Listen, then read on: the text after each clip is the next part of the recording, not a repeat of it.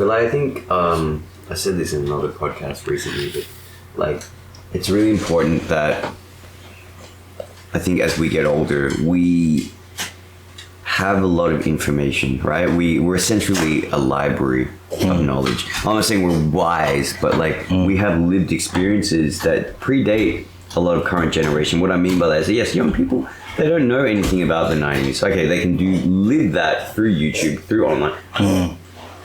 Oh, you okay? You sure? All right. Live through past experiences through us. And when I say us, I don't mean us, I mean like people in our generation. Yeah. And, you know, they always say that when an elder passes away, a library burns down somewhere. Yeah. Now, I'm not saying that you should exploit these people or use these people for their knowledge, but there's definitely ways that, like I said, people can grow together. And, you know, I think we can be of service. And that's kind of like... ways that we can help the community by being not necessarily like trying not to turn bitter, like don't close your heart, just give what you can to people that you can. Not everyone, like you said, not everyone's going to resonate with it. It might go in through one ear and out the other because their motive might not sit well with you, but that's their motive. Like they're like, I want the clout, I want to be the top of the gang, I want to be the king shit. But you know, there's going to be people out there who are going to resonate with you on more than just a surface level. They're going to understand your character, the kind of person you are. And I think it's really important to not lose yourself in that, because the moment that you start turning a little bit bitter, it's like for those of Star Wars fans, when Anakin starts turning to the dark side. Yes. You know, like it just eats at you, and then it just envelops you completely. Yeah. And then when it's too late, it's not impossible to get back. It's just a lot of work. Yeah. Right? It's like when we have a bad back, it's because we've been sitting in this position the whole time. And if you've been doing that for years on end, it's not going to take one fix to get back. Yeah. So I think if we can be self-reflective enough to kind of look at our actions, the way we interact with people, you know, no one's perfect. I'm not perfect. I often think about things I say and do, and I'm like, oh, like in hindsight, I'm like, shouldn't have said that, or could have been better done. It's human nature. It's human nature. I'm not saying I'm better than. Okay, I'm not better than anyone else, but it's more like, you know, I like to think I self-reflect a lot. And I kind of go, oh, you know, like I can be better by doing this. And I have a tagline somewhere. I don't even know where I put it. It's probably on one of my profiles where I say, we are destined for greater things. And every time I keep thinking about something I've done, I'm like, okay, what can I do that can take us not to a higher place, but to a better place? We can always be better. And, you know, I'm not saying my parents, but I'm sure a lot of parents out there that growing up, like they kind of sit in their comfortability. And it's just like, oh no, but this is the way that I am. I'm not going to change. It's a little bit hard as we get older because we have our set beliefs and personalities, and it is hard to change. But I think the way we can still be of value and still, you know, address ourselves and how we interact with people in society is that we just keep constantly not analyzing but self-reflecting. So I know that a lot of people like to reflect.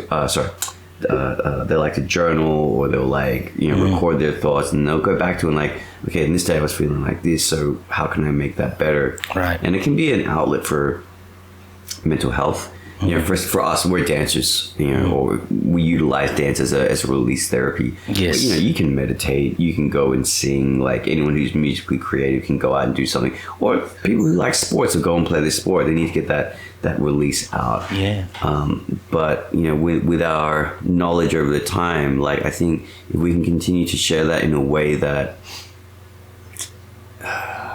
and I get it's hard in an ever-changing societal platform where tomorrow's going to be like completely different. It could be a complete 180 with how we say things and how we receive things. Like there's definitely words that that were said back in the 90s that are definitely not kosher to say now. 100%. We have to just be mindful of that, and as we navigate through this platform, we'll call it the platform of life. So yeah, it's I know where you're coming from. Like we can be, I guess, a little bit careless is maybe not the right word, but ruthless in the way we take our actions. Because like, oh, who cares anyway? Like they're gonna say this stuff, Right. But like very cynical. Cynical, yeah. Like it's easy to fall to cynicism and negativity, but like, really, man, like I've seen a number of people fall to that, and just see what kind of personalities and how they just degrade over time. And there was this one example where two people got cancer at the same time. Damn. And so this is just a story, it's not real. Oh, okay. But one person basically had this positive outlook and they beat cancer. Yes. And they were like, okay, I need to stay strong, stay positive, do what I need to do. People are studying the this. Other person was just like, why is this happening to me? Like, and then you just see them degrade, and they didn't last. Their bitterness kills them. Yeah. So like, oh, it's all there. Why is this happening to me? I was so good person, and they started questioning things. But it's like, it's how you approach it, and your thoughts become things. It's a true saying. A lot of these cliche wisdom quotes that are put out there, they're put out there for a reason. As that's why it's a cliche. It's cliche because it's the truth. Yeah, like people have said it for timeless years. Like this is being said and repeated because someone knows that this is true, and it's being passed down as wisdom, but we just see it as quotes. Exactly. Devaluate. But like, look at stuff like, thoughts becomes things. It's like the moment you start thinking negative, it starts streaming into your body. Then you start going, no, that's a triggering thought. Let's not go there. Okay. See, that self-monitoring and self-reflection at work right there. Yeah. You were able to like hold back. Yeah, you have to power of words. Like when we talk about trauma and stuff like that, we have to be careful because everyone's triggered by trauma differently. Exactly. It may be the word. It can be a smell. It can be something they see. It can be a sound. Like if you think about fireworks for some people, the smell of someone's cologne can be triggering for someone. Yeah. So, I've had that experience. Yeah. I got told off. Right. By the woman I was dating at the time. Oh, my ex used to wear that. Right.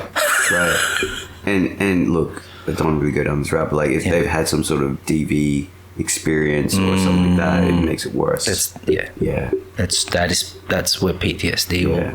So that's PTSD in play. Yeah. So PTSD. So yeah. Yeah, it's important that self-monitoring, self-reflection is like, I think as we become older, like our vessels become older now. When I'm talking about compared to when we were 20, of course we can still have a level of self-monitoring and reflection, but really at the end of the day, and this is no disrespect to anyone who's in their 20s, but when you think about it, you finish high school, you're not necessarily an adult, you're still a kid. We're still young kids. Yeah. Right? We still don't know the navigation of the world, although we have a level of experience. I'm not saying you can't be experienced at 20, but we definitely only know so much that we've been exposed to, and that's going to vary from person to person. So, like we really are still figuring ourselves out how to interact with the world as a young adult, because now there's sort of societal expectations if you're going down that route, or if you're going down anti-establishment. Yeah. And going, okay, well, I need to now go to uni, or I now need to get a job, or I now need to go do this. So it's really up to what build you want to play for the RPG guys out there and girls. Yeah. So, what build do you want to have, what your stats going to be, and what's your archetype? What's your archetype? What's your archetype? Where's your skills development? What's your tier 1, tier 2? What tax bracket are you in? There you go, and that too. So, like it's it just depends on how you want to play the game. This is it's a game of life. It's not very long. Nope. It's a short life. It could end tomorrow. And then, like I said, as a 20-year-old, it's still navigating the world, but we started over time, we start through lived experiences, our character changes, maybe drastically, maybe not by much. When we get to 40, I would like to think at 40, we know ourselves pretty damn well, right? I remember my best friend's sister, who's a little bit older, was saying like every decade is kind of like a reset. Like you go through your 20s, you hit 30s, and you feel like, oh my god, I'm 30. But actually it's a reset. You get to see the world in a different light from lived experiences. And the same thing happened when I went from 30 to 40. I was like, okay, it's a reset, kind of. Like, you take all of that experience in the last decade, you put it together, okay, at 40, I have enough knowledge to know myself pretty well and how to navigate the world.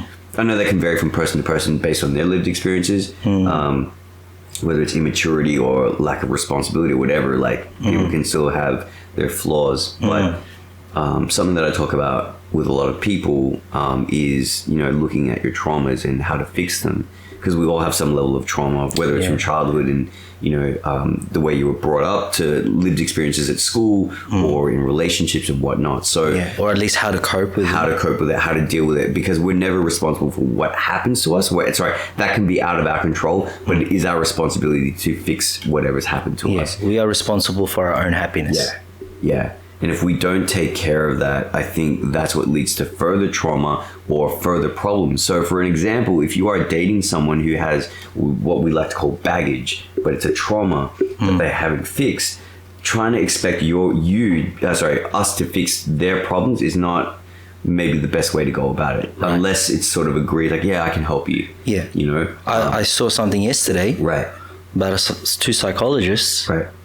From, you know, varying ends of that spectrum, saying how this improvement has to come from the individual. Yes. First. Yes. But sometimes we're so caught up in our habits that we want to perpetuate subconsciously these traumas. And we continue to repeat these issues because we're addicted to that pain, that suffering. Yes. Pretty next level. Like. Yeah. And that's where, like, I 100% agree with what you're saying with the psychologist saying, like, you want to have to make this change for yourself, right? Like, I think, I'm trying to think of an example that's not, like, going to upset anyone, but, like, I think, like, if anyone who's been overweight or maybe looked a certain way or wasn't happy with their physical appearance, right?